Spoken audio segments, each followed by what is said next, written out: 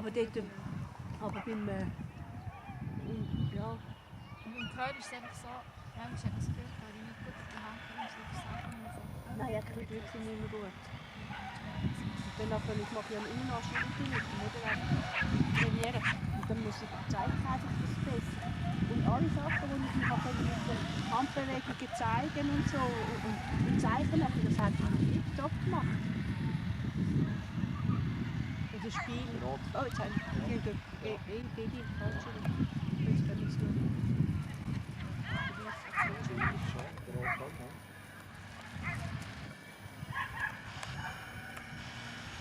Spiele gekommen mit so Hölzchen, das haben müssen. Eine Institution hat das gemacht und hat es quasi zum Rausziehen. Und da hat es gut zu drinnen gehabt. Und alte, also kennt das von.